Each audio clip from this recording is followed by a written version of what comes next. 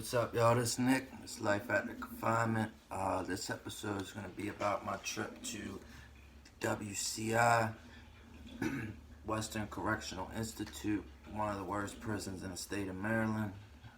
It's where they house everybody with life sentences and more. It's one of the places that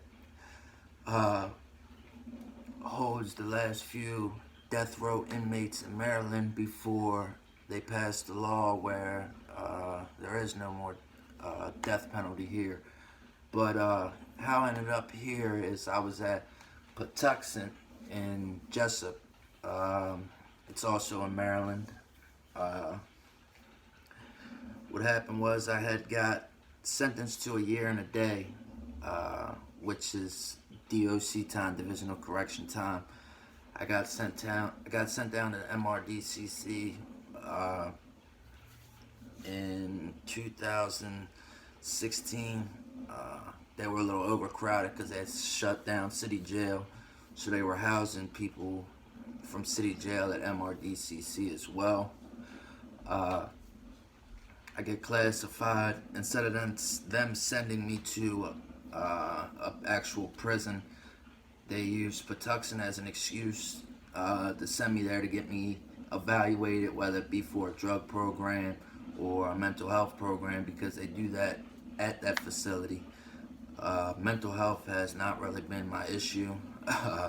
It's more drug related, all my charges. So I'm there. I have a bunch of pending court dates for petty theft, shit like that, a second degree assault. So I was down there with this kid named Josh. So when you go to court, you get transported. They don't allow you to wear anything under your division issued clothing. So under my DOC pants, I had a pair of shorts on. I went to go to court. I get strip searched. They tell me I can't take my shorts. Instead of allowing them to hold my shorts so they wouldn't get, the COs would end up losing my shit. So I told them, nah.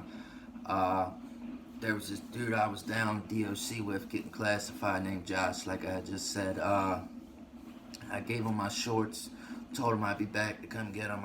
I'll be back around 4 or 5 o'clock. Just give them to me at dinner.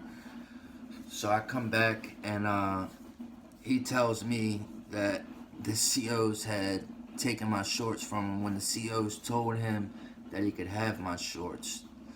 So taking them at face value, which was stupid on my behalf, but I did. A friend of mine pulls me up at breakfast time and says, "Hey Nick," his name was P. "Nick, I'm not really with that stealing shit, and that's kind of what happened. Josh has your shorts, bro." So I'm like, "Oh yeah." So after breakfast, it's C1, C2, C3. So in order to get back up to C3 where I was, I had to walk through Josh's housing unit to get up to my tier. So he didn't come to breakfast. I walk to his cell and I tell him, "Hey bro, I knock on the door." He hops out of the bed and he has the audacity to hop out off the bunk in my shorts. So I'm like, "Hey bro, check this out, right? Bring my shorts at lunchtime." And it is what it is, you know what I mean? I'll act like this shit never happened, whatever. So come lunchtime, he's sitting there trying to play on my intelligence, trying to tell me that he didn't have my shorts. So we're in the walk. It's an all indoors Patuxent. And I'm like, "Hey bro, listen, either bring me my shorts or you know what it is." And he said, "If you're gonna do something, you might as well do it now." Me being hot-headed, freshly incarcerated, I just rock off on him. We're sitting there fighting in the gallery is what they call the walk there. The COs come break it up. We go to lockup. We're sitting on lockup and I'm sitting, I go for my ticket. I like I told you in the previous video, I have a pretty bad infraction history, and here soon I'll either load the pictures up to my Instagram of all my tickets and things like that, because I have every one of them. I have pictures from the charges that I caught while I was incarcerated. On this bit that I'm speaking about now, I have documents and pictures of the charge that I caught while I was at that jail. But anyway, I get 6 months on lockup, and there it's like an old school lockup. That's probably, I want to say, one of the older jails in the Maryland system. So it's still got bars and everything like that. And I'm sitting there. They said that I started the fight, which on camera that's what it would look like. But he beats his ticket. He comes off. I get 60 days. I get 6 months. And over at another jail called JCI, they had killed, the Aryan Brotherhoods had killed one of my brothers. Shout out to Pitt. So I'm sitting up there. I maybe got 6 months in. No, what I got in at this time, I might have been getting ready to come off a lockup, actually. They put this Aryan Brotherhood on lockup with me. And at Patuxent, if you got the most lockup time, which I did because it was a program jail, and if you were in a youth offender program or whatever there, the most they could get is 28 days lockup. So I had the most lockup time. And the sergeant there gave me the working man job. So I was cleaning up the tiers, picking up trays at their meals, and all that stuff that comes along with that.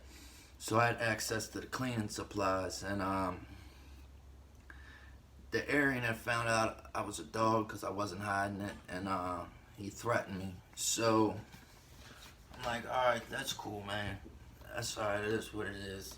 So I take the broom, I take it in my cell, cleaning my cell, I snap it, break it, sharpen it up. It was about 1 foot long. I have a picture of it, tied up, sheeted up, and also, how they wreck here at Patuxent, it's all odd cells on one side, and the first 3 cells wreck together. Not like on one day, all odd side will wreck. So he was in 3, and I was in 5. So me and him went out to wreck. The second, I go out first because he wasn't ready yet. I go out as soon as they let him in the rec hall. I just start chopping him up, stabbing him, and police mace me. He falls on the ground. He's over there by the even cells door, sitting on the ground, bleeding all over the place. And they take me down to medical. And the CO comes in there and says, "Hey man, guys in there having seizures and shit, man. I hope you're ready for what's about to come with this." And to be honest with y'all, I was definitely a little scared out of my mind, and that's just me being real. I had sent a letter to my family, and I'm like, listen, I'm probably about to get a lot of time. I'm just nervous, you know what I mean? So at this time, they're like, we gotta get this fucking kid out of this fucking jail. He's nothing but a troublemaker, whatever. So I find myself packed up and on the Bluebird to Western Correctional Institute, which is probably, not probably, is the worst prison in Maryland. They're on the news constantly. COs are constantly getting stabbed. Inmates are constantly getting stabbed and dying. It was just a scary thought for me, and it's not like it was my first time to prison. It was just, the stigma with that prison. So I was a little nervous. I was already on confinement, so I went to confinement at that jail. I didn't get a chance to go up for that stabbing ticket, which is a 105, and a 103 or 102, which is an assault on an inmate with a weapon. And I'm sitting up Cumberland. I go up for my ticket, and there it's so common, and they don't care as long as it's not an assault with a weapon. On a CO, they don't really care. They gave me 60 days. While I'm doing these 60 days, like I had told you previously, I'm in and out. I got multiple court dates. So I just had bad luck with going to court and coming back. So I go to circuit court on Friday the 13th in October. And I just got a bad feeling. I'm sitting in there. They send you to JCI and you stay there overnight, go to court, come back. So just something, court went all right. I got another year and a day. Consecutive, left me with 2 years. You know what I mean? Shit was just, I just had a bad gut feeling. So I come back, I'm walking on the tier. My brothers are yelling something at me, but I don't really understand what the hell they're saying. So I go in the cell, and I don't even get my handcuffs off, and my cell buddy starts stabbing me all in my arm. You can see the marks right here. CO's Mason pulled me out. Like I said, I didn't even have a chance to get the handcuffs off. He got me in a little spot on my face right here. You can't really see it too well, but he got me right here too. Anyway, come to find out, what had happened was, dude's name was Southwest.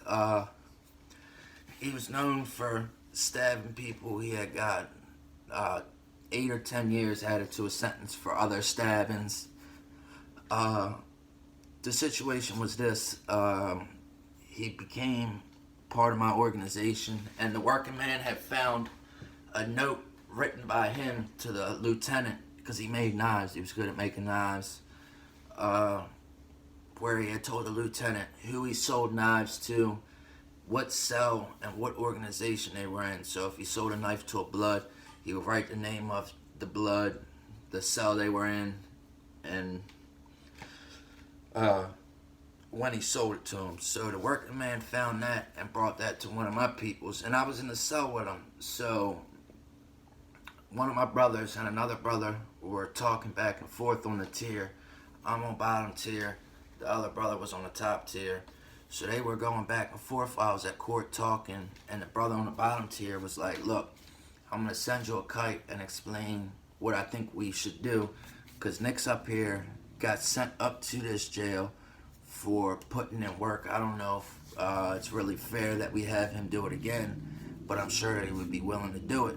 So I'm going to write you a kite. So he writes a kite, and instead of fishing is when you send out a line made out of a sheet. Make a line, send it under the door, drop down. The dude on the bottom tier would fish out, grab it, tie the kite on there like that, and pull it up. Instead of doing that, he gives it to the working man. The working man takes it, slides it under the wrong cell. He had slid it to some bloods, and the bloods fucked with Southwest. The kite said this, Nick, we're going to have Nick hit Southwest, because apparently Southwest told who he was selling knives to, and the fact that he was selling knives in general, which is against our protocol of selling knives to another organization, which he did. So that cell, the bloods that got that kite, sent it down to Southwest. And the whole time Southwest is down there talking shit and saying, oh yeah, well, when Nick comes back from court, watch what I got for Nick. And boy, did he have something for me. It's to the point where that situation fucked my trust up so much that I don't even trust good friends that I've had for years behind that. It was just crazy. I finally do make it off a lockup onto that compound, and I went to housing unit 2, C tier, top tier. You know what I mean? I met a lot of really good people there. You know what I mean? People with life sentences. Somebody had pulled me up, my man Jokey, shout out to Jokey. Got multiple life sentences from DC. He pulled me up and said, Nick, you know what I would do for a situation like you got? He said, I would kill again to go home. And that shit just really had me thinking and appreciate the little bit of time that I had. It wasn't like I was going around telling everybody that I had short time, because like I said, there's people there with multiple life sentences, and it just made me realize that coming in and out of jail and prison is disrespectful to these people that got all this time, that would do anything to come back. One of the best cell buddies I ever had, his name's Kevin Lewis, had life plus 50. And it just made me feel so bad, man. Yeah, he did what he did. He had a body. But I genuinely feel like he felt sorry for what he had done, man. And I feel like if he went home, he wouldn't ever commit crime again. They say there's two things that happen for people that do a lot of time. Either they come home and they never commit crime again, or they come home and come right back. And there was plenty of people there that wasn't ever going to get the opportunity to go home again, that I feel like had been rehabilitated. I have a year out of prison. I have a year clean, and there's no looking back for me from here, man. That situation right there got my mind completely right. I try to do the best I can. I take care of my family. Try to be there. I'm there for my son as much as I can be, because if you look into everybody that's incarcerated, the main thing that every one of us men had or didn't have, matter of fact, was a father. And I'm trying to be there for my son. I've been incarcerated. He's 7. I've been incarcerated for most of those years, in and out, or turning small time into big time. Like, I had turned a year and a day into 3, trying to be a tough guy, and that shit is for the birds. Never again will I allow them to incarcerate me. I'm not going to give them any reason to do that. But I'm going to be dropping some interviews here shortly for y'all. This was just a little small thing. Go ahead and hit that like and subscribe button for me. Like I said, I'm just jumping into this, so I'm trying to get it as best I can done right. Drop the interview. My man Mills, he did some time up WCI. So just stay tuned. Should be dropping soon, y'all. Thank you.